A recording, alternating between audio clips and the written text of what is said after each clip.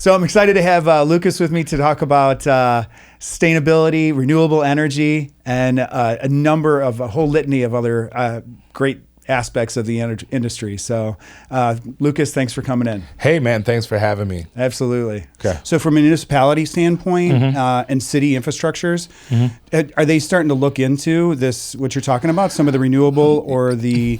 Yeah, so one of the favorite places to do solar projects right now is oftentimes at one of the places that everybody hates to hang out at, which is the sewage treatment centers, right? Because they tend to be far outside the city limits. And of course, those stations use a significant amount of energy. Okay. And you have all this land around them that you can put solar in to help kind of offset the energy uses in those areas. So some of the early projects that we've done over the last 5 to 10 years, 4 municipalities have been in their waste treatment areas. Oh, wow. I would have never actually thought to go in that route, but it makes complete sense. Right. Because of the land distribution, they have that allocation there, and then it really has a big draw then because of the water filtration and the recycling process. Absolutely. Okay. So it's a huge energy user for any municipality that's treating their own water, and it's a great way to offset some of that energy that they're using by producing their own. Oh, that's amazing. Okay.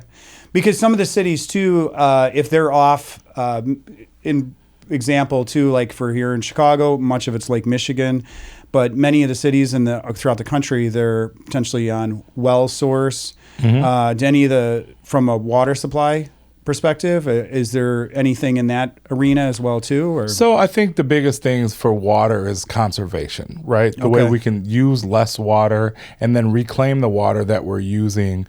For example, if we use what's called gray water, maybe bath water, as opposed to something that has to go into a sewer, maybe that water can be used to irrigate crops or even water your lawn, right? So there's some really simple ways that you can reclaim water, and I think that's where a lot of the efforts are going right now. Because there's a lot of states that are even a little bit more progressive than other ones. Like California's been using gray water, implementing that for quite a while. Right.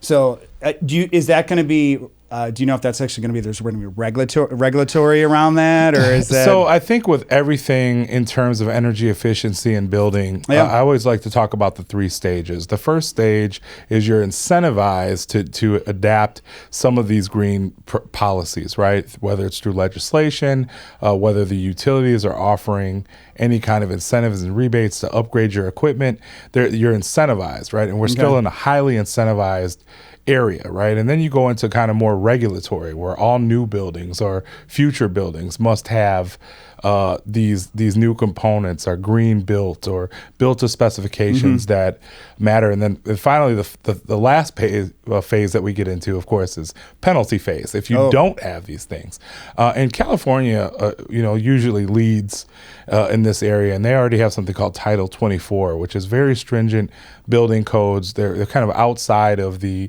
energy efficiency as something that you get incentivized for, but now it's regulated, right? So so you're talking like mandatory? Yeah, mandatory in the buildings that all the lighting is controllable, that it's LED or energy efficient, that you have certain building automation and controls. Simple things like when you leave a room, that there's motion sensors that will turn the lights off after you've been gone for a minute or two. And then do you know if those are looked at from, like, say, an auditing perspective as a building from a whole?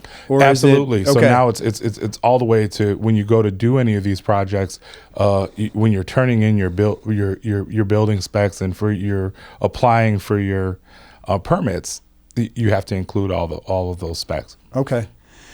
So then at that point, I guess that would even back it up from an architectural standpoint. So these considerations have to come in at a very early stage from a thought process. Yeah, and I think that, not to be burdensome, because it's not, and most people are building energy efficient because they understand the value. Now, some contractors will, man, that's a +1 or +2 or +5% in my raw cost, and I just don't want to spend it at this time.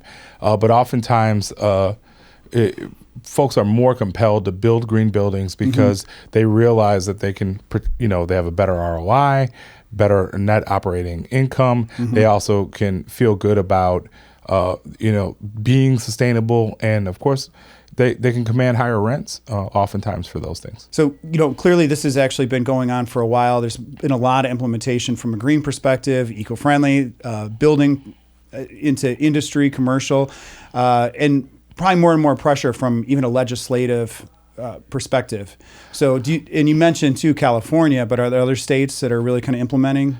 Some more in the Pacific Northwest. The East Coast has been great as well. Yeah. California has led in that area, although there's other states, of course, in the East Coast that have done a great job too as well, passing energy efficiency standards and in their building codes for quite some time. But to backtrack to one of the points you made, I think that we're still only at about 10% efficient in the country. Oh, wow. There's still a huge opportunity for folks that are in my space, right, that are into retrofitting existing buildings, and for those that are in new construction as well.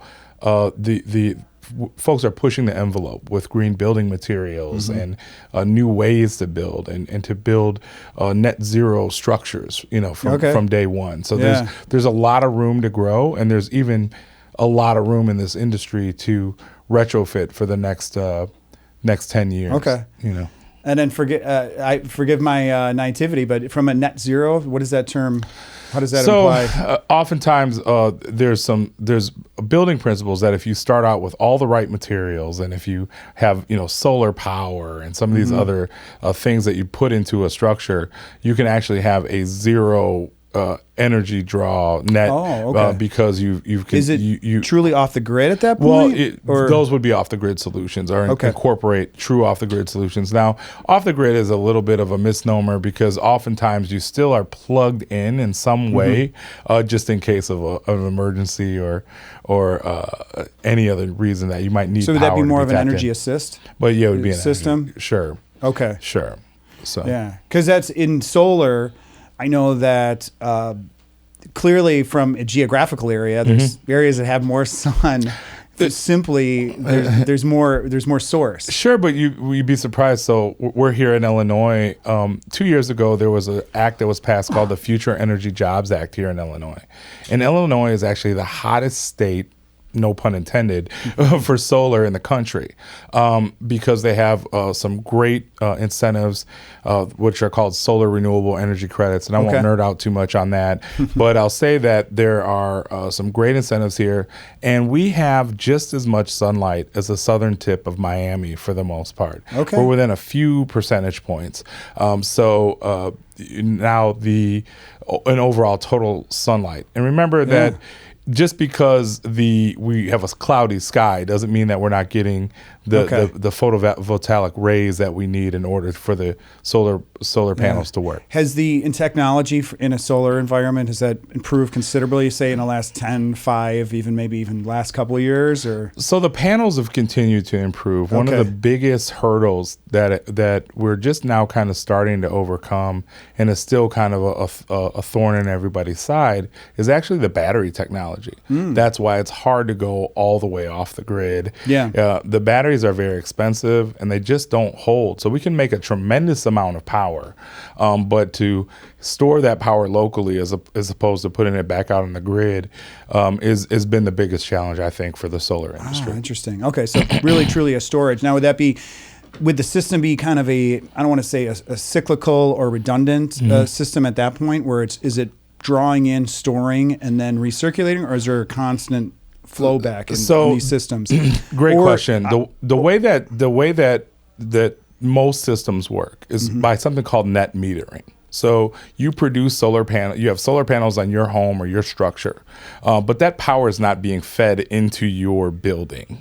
It's being pumped out into the grid on a positive, and really you have a meter that's saying, you're getting debited and credited, much like your bank account. When you're producing energy, you're being credited, and when you're not producing energy, you're being debited. Oftentimes, and in the ideal situation, you're using far less energy than you're producing. Sure. But there's even regulatory guidelines as to how big of a system you can produce or have, or how much energy you can make. So there's a lot of nuance because, of course, the utility, how much the power they want on the grid. There's a number of things that go into deciding. And, of course, here in the United States, our regulatory systems are I don't know the word. They're just enormous, right? Sure. There's so much red tape. Where if I lived in Australia and I wanted to put solar panels on my house, I'd maybe pay $500 in permits, and it'd be a one-page submission, and I'd be able to go ahead with my project. Yeah. Here, of course, in the States, it's a much more laborious process in order to do it on our homes or our businesses, and do what's called an interconnection process with the grid. So lots of paperwork, lots of engineering. And that is all slowed the process down. Okay. But the price point is continuing to drop on the panels themselves, the inverters, and some of the other technology that you need in order to have What about a successful... even aesthetically too? Now I understand, I've seen some newer versions of tiles that maybe they're a little bit more aesthetically pleasing. Maybe they look like a roof tile compared to the big older panels so there's some integration into from a design element. So I think there's some, and then there's of course not just the design but the useful. So I'll give you an example. The best situation for solar isn't on a roof. And it seems kind of counterintuitive because the roof's kind of up off the ground. It's closer to the sun. But when you do ground-mounted systems, that allows the panels to kind of articulate with the sun throughout the day, so they can get a constant north-south or east-west production because they're able to follow and track the sun throughout the day. That makes sense. When you have panels on the north side of your roof, of course, when you're in different positions throughout the day, they won't get any direct sunlight. Sure. Therefore, they'll produce less energy. So there's so many nuances that goes into when you decide if solar makes sense. So right now, I would say the first things are you look at your individual incentives and rebates in your given state. You have to look at the cost of electricity as it is delivered by your utility. Find out if the utility is even allows you to do solar, and in the solar friendly states that allow you to do it, where energy rates are high, we're just at that crescendo where it's really starting to make sense in some applications. Okay. So solar renewable, one of the areas that we can talk about that's kind of a hybrid is what's called micro turbines or combined heat and power, CHP. That's an interesting area where it's not a true renewable because you're taking natural gas and turning it to electricity. The byproduct of that transaction is heat. So you can produce your own electricity for around 3 cents per kilowatt, replace something that would be the size of a generator, and then you could use the ambient heat to heat your home or to heat your pool. Okay. So those are micro turbines or what applications would they? So it's great to heat a pool. For several of them, it's a great swap out for generators for hospitals. So one of the areas we can get into is why having a renewable or micro turbines would be good for redundancy for critical infrastructure, right? So most hospitals in this country, most police and fire couldn't last beyond 2 or 3 days without power, if that, and it would be minimal. If they had redundancy, their generators would only last so long. You'd have to keep refueling them. But if you have a constant source, and most, of course, your gas lines run underneath the ground, that would give you an opportunity to have power all the time. Same thing, obviously, with solar and true renewables. If you're off the grid, you can stay powered up when the rest of the grid is down. Okay, cool. So, and what about from a tipping point between residential and commercial? So residential, my honest transaction with anybody, as much as I love green energy, if you're not in an 8 to 10,000 square foot home minimum, I don't know that solar is going to have a payback that is palatable to most people in most states. But if you can tolerate an 8 to 15 year payback and you care about the environment and you want to have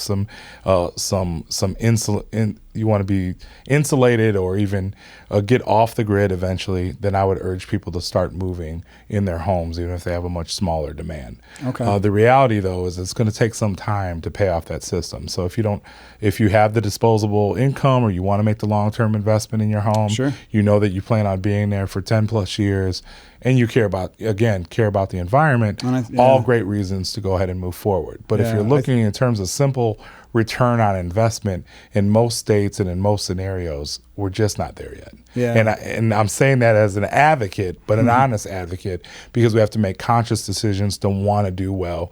And again, in states like Illinois, in states like California, even in New Jersey, there's some great incentives to move forward with solar projects. And then in the South, where energies sometimes can be high in the South and West, the cost of energy, there's great reasons to go ahead and move forward to solar as well. Yeah, I could see that. I know that there are a lot of people that the environment is extremely important and should be important to all of us. So what you're saying there's a true internal tipping point and motivation for many people to start going that direction. Yeah, absolutely. And I think for you and I both being in the business of serving and moving in the real estate and commercial real estate industries, I think it's important for us to explain to owners and be honest with them about what is the most important things for them to do right now. And so I look at energy as kind of in a three-part kind of basic way that we attack the energy. The first is energy procurement. In about half of the country, you are able to go out on the open market and purchase your energy supply, right? And it's a highly competitive market. It goes up and down every day, of course, with the cost of gas and electric. And we have a platform in which we can price that energy out anywhere in the country where the energy is deregulated and help commercial real estate owners get the best price on the energy going forward. The second step, and I think is the most critical step, is energy conservation and sustainability. How can we make your building perform more efficiently? How can we find ways to reduce the amount of energy that you're using in a building and make sure that your building is optimized, that a light bulb isn't on when it doesn't need to be, that a room isn't 72 degrees when no one is in it, that your refrigerating and cooling in your manufacturing processes are as efficient as possible. And there's a lot of technology, and really that's where the most of the focus is right now. And then obviously the wonderful world of sustainability, making your own energy on demand. And my long-term goal for any of my clients is to take them down that walk from how they buy to ways to save to eventually make enough energy to take them all the way off the grid. And I think that conversation could be a 10 or 20 year conversation for some clients, and some clients are ready to really aggressively and have plans to move through those processes right now. Okay. In that sustainability, so that third category, it would be, is that solar? That's renewable. So that's renewable energy, solar energy, geothermal, wind, all of those kind of different ways that we can produce energy on demand, and that it's renewable, of course, where we're not burning any fossil fuels to achieve it. And as far as geothermal, I know that there are great industrial applications for it. Has it gotten to a point in a residential environment? No, I think that not quite, but there are some companies out there that are pushing the boundaries there. They again have to have a certain sort of circumstances, just like solar, right? You want either in solar you need a certain amount of ground space. In geothermal, you want to be able to dig deep enough into the earth to get the effects in the right places, to get the effect of being able to have, instead of have a hot water heater, for example, have a water line that runs down into the ground and gets warmed up on its way up and pumps into your home for hot water, for example. Hot water and then radiant heat. Radiant heat, absolutely. Okay. And what is it, about 75 to 100 feet or something like that? Yeah, it's 75 to 100 feet, and of course it depends upon where you are in the country. You were kind of elaborating a little bit on it can go as far as a highly detailed points of access, analysis, and changing out different environments within the business. Sure. So, run through some of those. Well, so let's just kind of talk about, we'll start with what I think is the lowest hanging part of the tree, which is LED lighting. And kind of what's the big deal, right? Yeah. If you remember a few years ago, you'd go into a Home Depot and you'd see a couple LED bulbs, and the rest you'd have all your incandescents and everything with a filament. This jump for us was as big as from the caveman first finding fire to light bulb, and then light bulb to LED. It's really that big of a jump, because we went from a filament, gas, and heat to a microchip. And with that emits far less heat, and then really and theoretically, most LEDs, if they had a constant source of energy, could run indefinitely. As you know, what kills all electronics is heat and so heat dissipation in LED is far superior than this incandescent filament with gas. It's allowed us the flat screen TV, the pocket cell phone, and it was those mass production of chips that allowed using LED, which has been around since 1968, the chips themselves, but allowed it to be, when they started getting mass produced in the early 2000s, it started to make sense to use the chips now for light sources. And of course, just like these lights that you have behind you, being able to control color temperature, colors, brightness, and of course, if you think about everything that goes on in your very thin flat screen TV at home, that's been the fun part. And achieving far less draw then, too. And far less draw. So you have an incandescent bulb, which is 90% heat, 10% light. And LED is almost the inverse. It's 90% light, 10% heat. So you can, if you were to touch an old lamp, of course, you'd burn your hand right away. A halogen, you're really in trouble. When you touch an LED, you can put your hand on most LEDs and indefinitely, and you'll feel a little warmth, but nothing that you couldn't tolerate with the hand. That, of course, not just brings a more efficient bulb. Usually when we go and retrofit, say, parking lots, those big parking lot lights that you'd see outside of a mall are 1,000 watts. We're able to take those down to 300 watts of LED, but still get 40, 50,000 lumens. So a great amount of light per watt, but far less energy. And that's where you get the savings on top of savings, because you multiply that across your asset, and now you're really saving. You've saved 75% of your lighting bill, or the energy bill that's attributed to lighting because of energy efficient light bulbs. So, what some of the other types of bulbs or types of lighting are they? At this point, are some of them going to be completely gone? Yeah, there was a few years, early on, especially the big companies like Philips and GE. 10 years ago when we kind of started this, they would come and they would bring you both of their cards and they'd say, well, you can use this or you can also use this, and these are cheaper, and they would try to compare the two, and they're kind of talking in circles. We were dedicated to using energy efficient products, and just like that scenario I gave you with Home Depot, where now pretty much everything you see at Home Depot is LED with a very few selection of the old school bulbs. I think that'll continue. Although, like I said, there's still a lot of retrofitting to do out there. And there's still some folks that would think that it's too expensive or too much upfront to go into energy efficient lighting.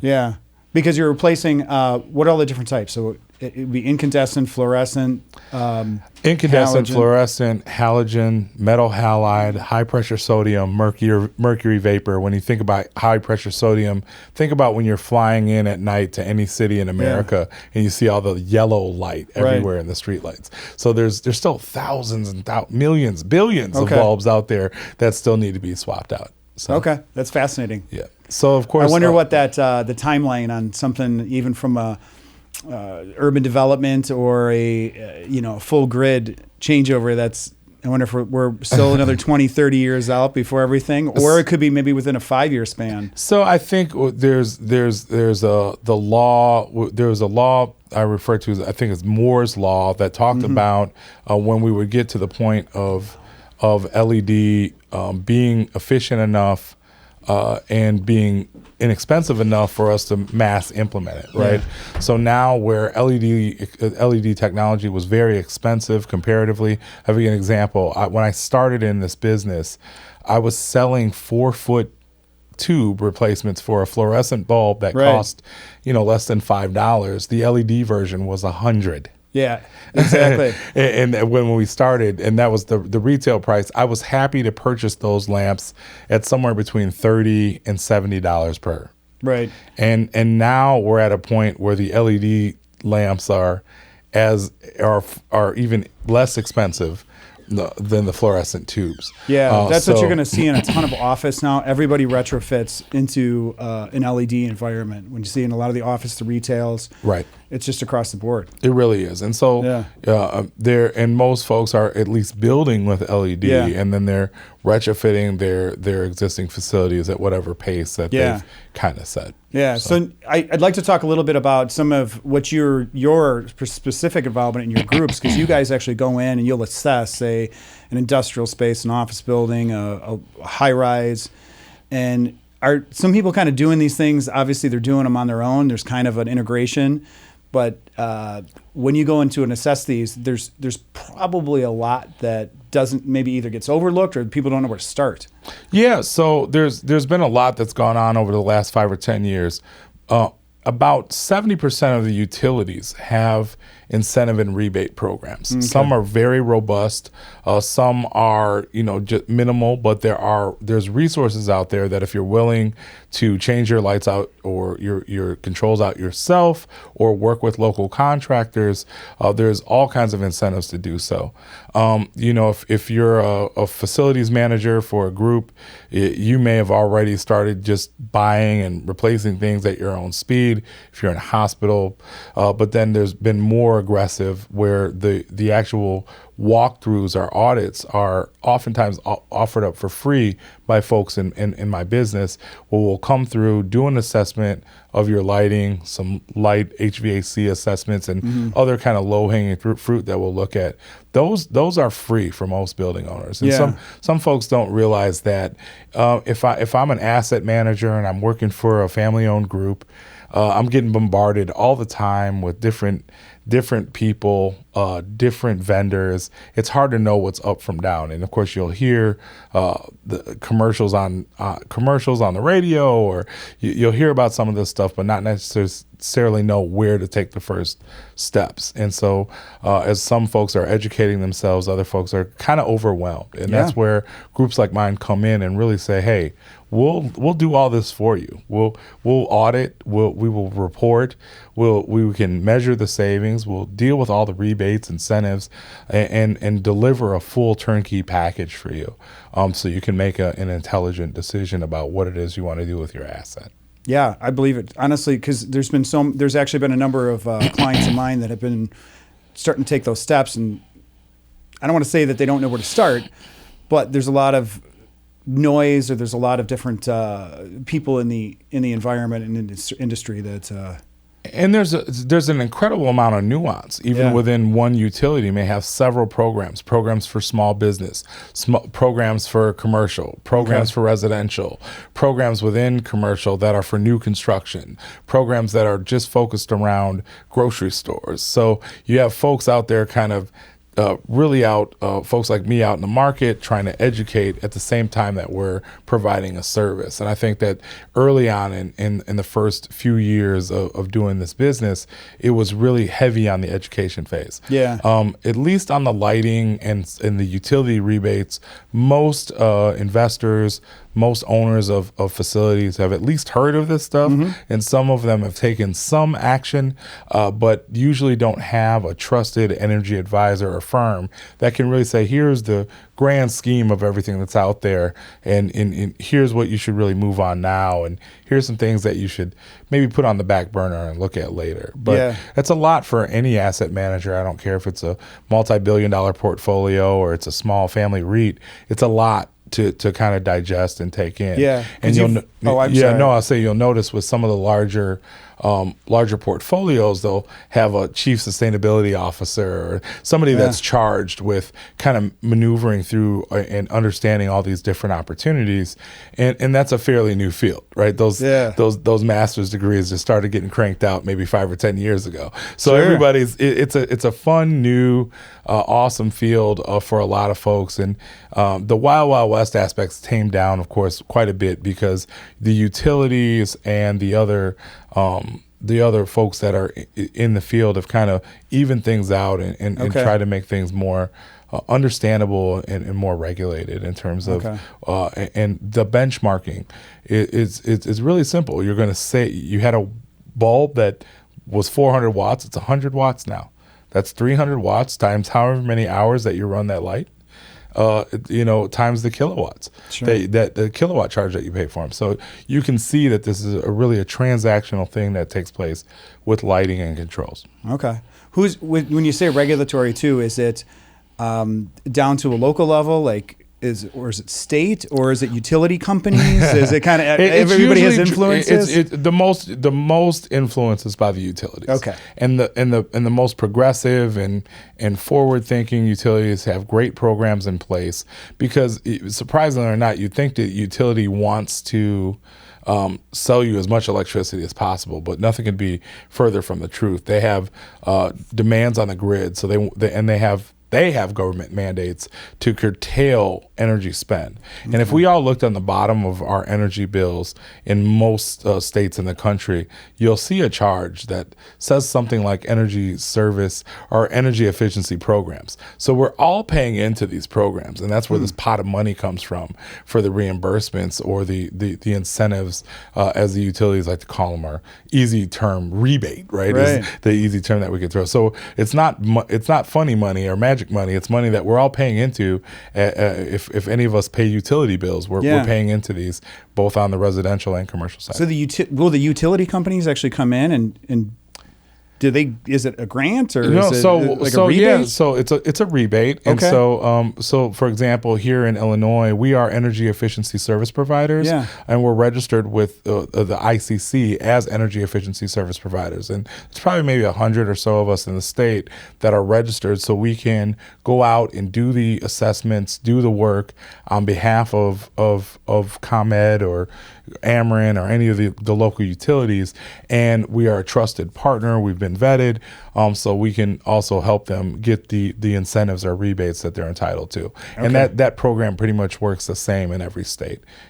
Okay. Mm-hmm. What about from the gas company? Is there anything in that arena too? Yep, there's also the same, a lot of the same things that are going on the energy, on the electric side. There's gas as well. And again, it's just about putting in higher performing equipment, replacing old boilers and things of that nature with higher performing boilers, better sensors, better thermostats, all of those things. And there's incentive for those as well. Okay, because those would include obviously HVAC systems. Yes. And in industrial environments, there's going to be a number of different influences. Mm-hmm. So, and then do you guys get into any of the, even down to the details of like the air compressors or the door drives in that arena as well too? So there's another kind of another area called retro commissioning, which is really anytime, obviously when you commission something, you've put in a new product, or a new service in a building. Well, oftentimes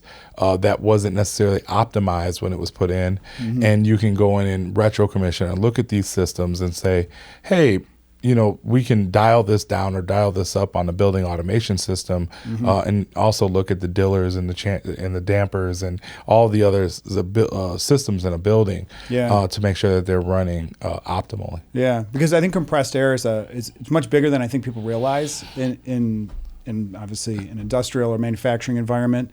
And then same with there's the propanes as well too. There's propane programs. It's a little bit different than the gas company at that point. But there's just so many programs that are out there in every state, and you want to drill down and find out what it is, what are some of the secret places that are costing you a lot of energy. So you talked about compressed air, and that study oftentimes in most utilities is free, where the utility will come out or they'll send an advisor that's affiliated with them and help to do a compressed air study, fix the leaks for free or for very little out-of-pocket cost, and it translates into a lot of savings. Okay.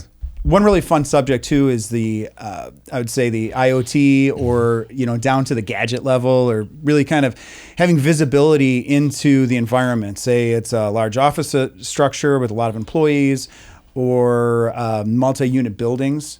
I know that there's a lot of new tech that's going into even monitoring every door and all the temp and the lighting and overutilization, underutilization. So, I mean, have you seen a lot of changes in that tech world? Absolutely. There's so much that can be done and controlled, all the way down to an individual plug or socket in a building, right? We can track and find out, where's the energy coming from. And these are from very sophisticated building automation systems and energy management systems that can, with simple nodes, can be clamped on to different parts of the system that run, and all the reporting of where energy is being used, what it's being used on, where are some draws that maybe you didn't see. As simple as somebody maybe in the wintertime in a place like Chicago plugging in that space heater under their desk that's running 1,000 watts an hour or something. You could find out, hey, guys, we can't plug those in. We'll do what we can to warm up the building another way. So it's a lot of fascinating with the IoT. Obviously, there's some great applications. I'll give you an example. In the let's say the psychiatric ward of a hospital, if you have LED lighting that has some Wi-Fi and also Bluetooth technology in it, maybe your patients have a wristband that they can be tracked in a psych ward or a nursery, for example. So if somebody was to try to wander off with a baby, they couldn't, because they were able to be tracked with this Bluetooth technology that's inside of each band, or RFID chips or anything else. And so there's just so much, obviously down to facial recognition and all the kind of stuff that can happen. What about on a bigger grid too, with like the facial recognition or any type of early detection? Because God forbid you mentioned something about like a daycare, something like that. But I guess from a security standpoint too, that's pretty interesting, because it could actually be spread on a larger area. I mean, there's like institutional campuses that. And would you set those up on from an exterior standpoint too? Well, so there's kind of a smart cities initiative, what I'm sure you maybe heard about. No. And what it is you take any kind of light pole and you think about when you're in New York or a major city, and you see that there's the traffic light, there's cameras, there's bomb detection software, there's hardware, there's gunshot hardware, where they can hear and pinpoint all that stuff. The reason why LED and some of this energy efficient technology is important is because what would have taken a large energy draw now takes less, and so you can kind of split up this, what used to take a 110 volts now takes low voltage, and it can also power a camera or use an Ethernet connection instead of running electrical wire. And so that's that's why all the technologies kind of come together around the energy efficiency. So as cities are rebuilding, as new structures are going up, they're going up with the ability to at least link all this kind of smart technology, even if they're not necessarily using it right away. And then in some of the other applications, obviously, before you get home, being able to dial up your house or your place and change the lights on a building. I'll give you an example. We have a building downtown Chicago, the Prudential Towers. It's a color changing. What you used to have to go out on the building and put a film over each light that you wanted a color. Oh, wow. And now, of course, you can change it with not just in the building, but you can change it from your phone. So the owners of that building. Can you change it from your phone, that building? I could. That'd be great. Not Let's anymore. Just change it right now. But that was a project I worked on years ago, and you could literally change the displays from your phone. If you ever traveled to Asia, you'll see some spectacular shows at night with all the buildings kind of doing different and playing music and stuff. So it's really cool what can be done with the emergence of technology, and find ways to ultimately improve people's lives, not just kind of goof around, but to save energy, to create different environments, and of course aesthetic environments, which are important too. So as you look at the skyline of any major city, and as they've incorporated some of this LED, it brings value to the building. It enhances the building, as every picture in a building has a certain buildings in is skyline shot, and folks want to be a part of that. Yeah. And you had touched on something with the low voltage. Do you feel is there, or do you see some of the replacement from a hard line into true low voltage environments? Yeah, so there's a lot of LED that can be ran now through Cat 5. Okay. And so that don't require and then of course could change what even goes into construction, right? Sure. So it could reduce the cost of initial installation. So all of those things are kind of coming together. We don't have to use a typical line and run all that copper wire, and of course have to put it in conduit and all that. So as building regulations allow, and of course those are hyper local, but being able to use less material in order to and still get the same amount of light and even more capabilities. I could see that, because even in certain environments, on a basic level, there's people using, say, a laptop. So there's Wi-Fi, there's less plugging in, and maybe you do have data centers from maybe in an office environment or business environment. You still have a data draw, but overall, there's not as much hard-lined plugging in. There's a lot less gadgets and equipment that gets plugged in these days. And we'll see more and more of that. But when you mention data, that'll be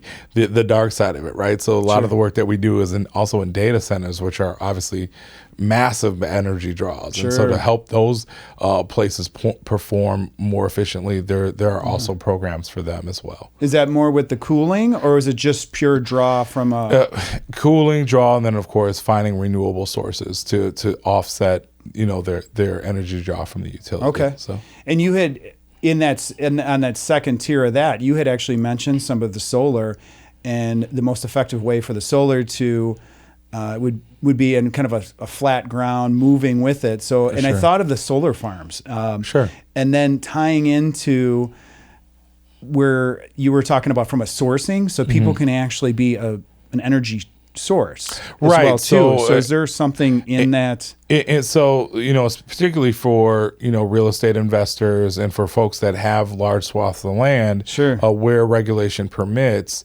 if you can dedicate 10 acres of land, you could create a 2 million megawatt farm, 2 megawatt farm to produce solar energy, and that could be that would be energy that you sell back to the grid, or you sell to what's called an off-taker. So, for example, if you had a large shopping center or a large industrial park, and you had some land that maybe it was swamp, right? It was close to the water table. You weren't able to build on it, but it would be great for solar or even floating solar, which can float right on top of some water.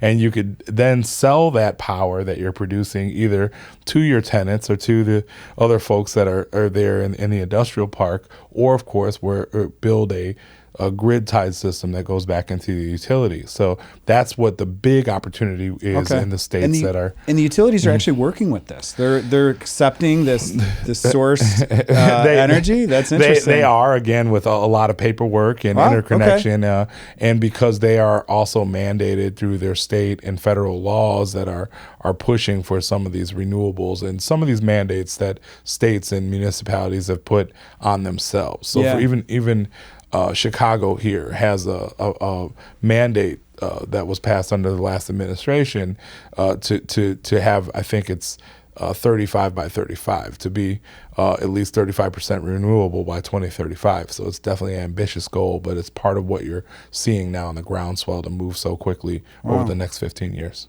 That's amazing, because there is a lot of underutilized land just in general. There obviously is agricultural, but there's actually just raw land that doesn't. But to understanding the environmental impact to the crossover, but to giving back to their supplying back to the grid is a pretty interesting prospect there. I like that a lot.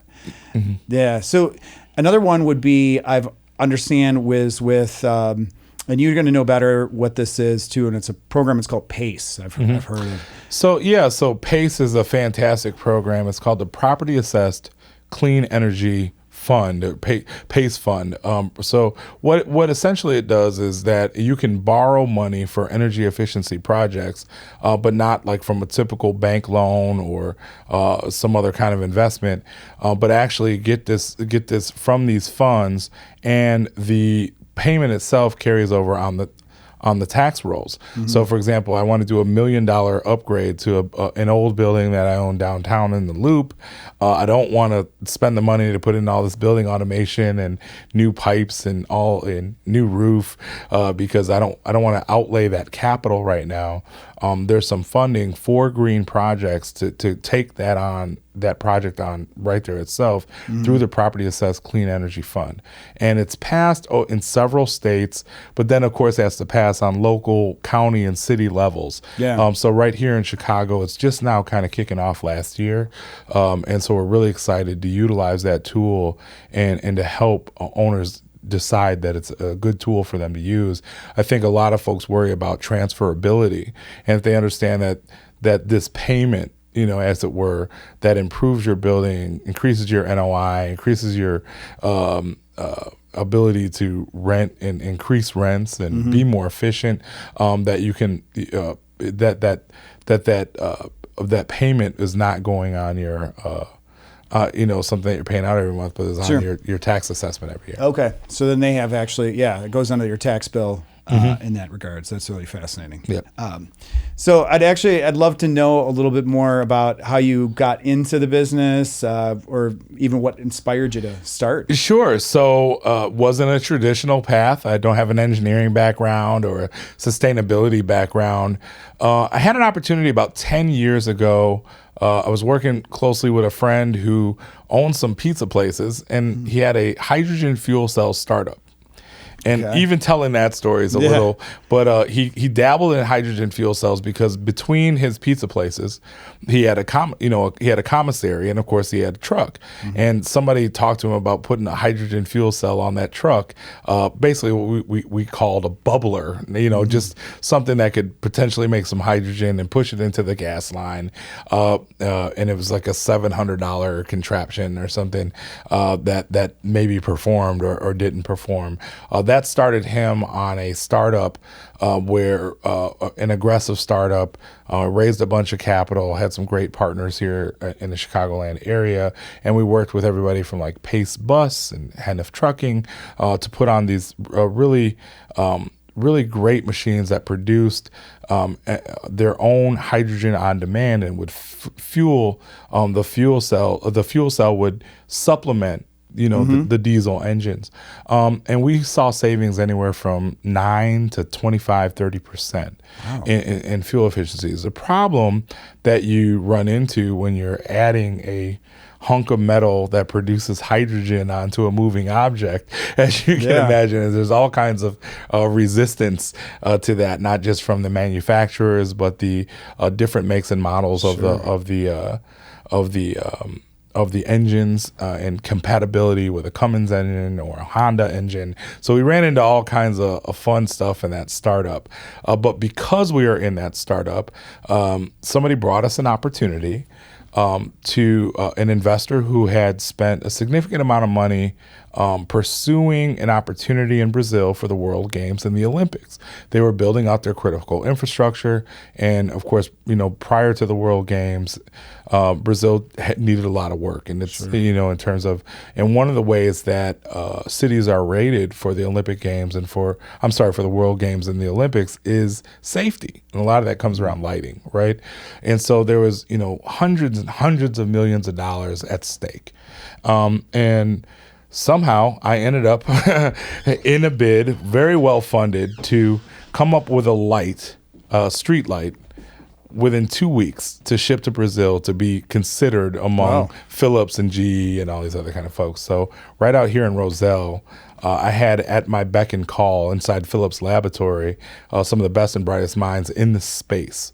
And while I didn't know a lot about it, I did know how to project manage, and I did know how to source and try to push something along. So myself and the small team, maybe with less than $1 million and a 14-day time clock, we're able to put working lights out, and ship them to Brazil in time for consideration. Yeah. So we didn't win the $500 million bid for this, and there's a lot of shenanigans that went on with trying to do business in Brazil the first time. Still an amazing scenario. That was a great try. Yeah. But what I learned in the process is that ComEd here locally, the local utility, was just getting into they're maybe in their second year of energy efficiency programs and rebates that were designed to incentivize folks to change their lighting out. Sure. And I drew from my past, my early 20s, I was in the cell phone business.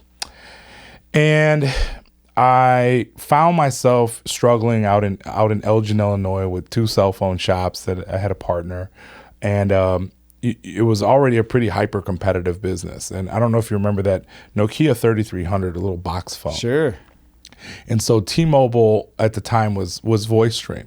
And we would buy those kits for about $118 with a SIM card. And we would then sell them for about $50 and wait for the rebate and the activation fee. What I found out is that if I bought all the components, I could buy the phone for about $25. Box, OEM book, digital keyboard, case, card, everything I needed to have a phone. So I bought them by the thousands, and we'd put them together. And so now we could do a $50 phone with a $50 rebate and make $25 off the phone, plus understand that then we would get the money for the activation itself. That helped us scale to about 14 stores, and then we were able to sell that group of stores to U.S. Cellular. Fast forward to this opportunity that we had later on with LED lighting, and I realized if I could figure out who the source manufacturers were for Philips, GE, all this stuff was coming off the same lines and just maybe coming in different boxes with slightly different specs. And I really concentrated in making sure that now the client wouldn't suffer, just like back when I was buying Nokia parts. Yeah. If something went wrong, I had bins of parts, I could replace them. So there wasn't any end impact to the customer, but it was an innovative way for somebody who didn't have a lot of capital to figure out, how can I compete? Sure. How can I not carry $1 million worth of product? And again, at that time, the big boys wanted you to stock both the LED and the older technology, which just didn't make sense to me. And so we got a jump start on the big electrical houses, who have since kind of been able to change, because we just wanted energy efficient stuff. Yeah. And we got it from the source directly, and we utilized what we basically did is we got a great line of credit from our partners, and we were able to go around and literally give free screw-in bulbs to folks because the rebates would cover them, and then we waited a couple months to get our rebate check from the utility, and that's how we started introducing. So while my investors were looking at this big $400 million opportunity, I was like, well, if I can make $1 million a year, doing this and helping small businesses, those investors weren't necessarily game for that, but I figured out a way to carve out a niche for myself. Sure. Fast forward a year or two later, and we connected with a company called Translux that has been in the digital screen space. So they had all kinds of clients, because they sold the big digital display boards to colleges and professional sports teams. They had this great book of business and wanted to get into energy efficiency. We had this great knowledge on energy efficiency and wanted to be able to knock on the doors. So when you say you get bought out when you're a startup, we really got rolled up, right? Sure. We all got salaries and insurance. Nice. and That's great. And my partner and I got some shares in the larger company. But that was a great experience as well. And then a few years ago, realized, hey, I kind of worked found myself back in a job, and I said, man, I always wanted to be an entrepreneur. What am I doing? So founded Force Energy Group, and things have been great ever since. So that's great. And I know that you are doing some nice, some good work with a number of different. What was it? Was it a school or was it a? So our clients are commercial real estate first and foremost. We work with the Chicago public schools here, but we also work with the Archdiocese and a lot of community groups, and they're in a segment where oftentimes they get even more incentivized or some special rebates and incentives for their projects. So I'm happy to not only work with these big REITs and great commercial real estate companies who I love working with, but great to be able to give back, particularly here on the south and west sides of Chicago. We're able to introduce these programs to folks that normally don't get access to them and help their facilities run more efficiently. Taking their light bill, for example, down $3,000 on a month. That when you help someone find $3,000 as a community-based organization a month, that's another staff member or two. That's a few more kids that can participate in programs. Yeah. And so those things really impact them. So everything from the famous Saint Sabina church here in Chicago to Olive Branch Mission was a great project that we just did where they paid nothing out of pocket. The utility covered 100% of it. Amazing. And so again, it's just awesome to be able to do that kind of stuff. Yeah. And help their buildings run more efficiently and for them to be more energy efficient, of course, to be better stewards, but to pass that savings on to them is really huge for us. Yeah, that's really good because you're able to give back. I mean, that's huge, and that directly impacts people you're working with. Yeah, I mean, at the end of the day, and I think when we can talk a lot of technical stuff too, for our investors and for folks that own commercial real estate, for folks that are investors in commercial or residential properties, multifamily properties, they have to understand that you have to pay attention to this stuff. You have to start doing some of it because it impacts your bottom line. I mean, I think that's the first thing that would motivate people. Of course, all the feel-good stuff and doing right by the planet, those are things that I care deeply about. But to get everybody's attention and say, hey, let's save some money. Right? And then once we start saving some money, now we can talk about some of the other behavioral things that you can do, right? But if you just tell somebody, hey, build this big solar farm or, do this thing, with this lighting upgrade, it doesn't necessarily translate to understanding why. We are going to save you time and money. Yeah. One of the other big aspects of just upgrading your lighting systems is to realize that LED lighting lasts 10 to 15 times longer than a traditional light bulb. Sometimes thousands of times. Literally, I screwed in a light bulb one time years ago, and the best way I could explain it to a 7-year-old was to say, when you grow up, this light will still be working. And so of course there's all kinds of maintenance costs and ancillary benefits besides that was one of the tipping savings. Points. I think originally, even when the LED, that was one of the big sales points have you, because you had mentioned before, because that cost aggregate was so much higher when they first were implemented in the marketplace, but that was the longevity of it. Right. That was really where it was at. And now we've got it to a sweet price point, and you still got the longevity. Right, so I think that's why you'll see, and I think the same thing will happen. Just like it happened for LED technology, right? So literally in the lifespan that I've been doing this, that it's completely, the product has become commoditized, right? So it's where everybody was selling this bell and this whistle, and the most commercial products are commoditized. The same thing will happen with solar and some of this other energy efficient stuff, that we're moving in a trajectory where there's a more competitive marketplace.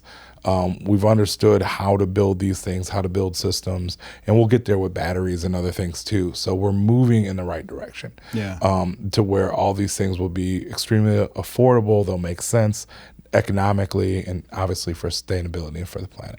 That's awesome. So if somebody wants to consult with you, get a hold of you, what's the best way to get a hold of you? So forceenergygroup.com. You can find us obviously on our contact page. You can see all kinds of projects that we've already done. And you can also, for the energy procurement aspect, if you just want to go out, look and type in your zip code and figure out if you can save energy on your electric bill. That's what makes our site so cool. It's forceenergydirect.com.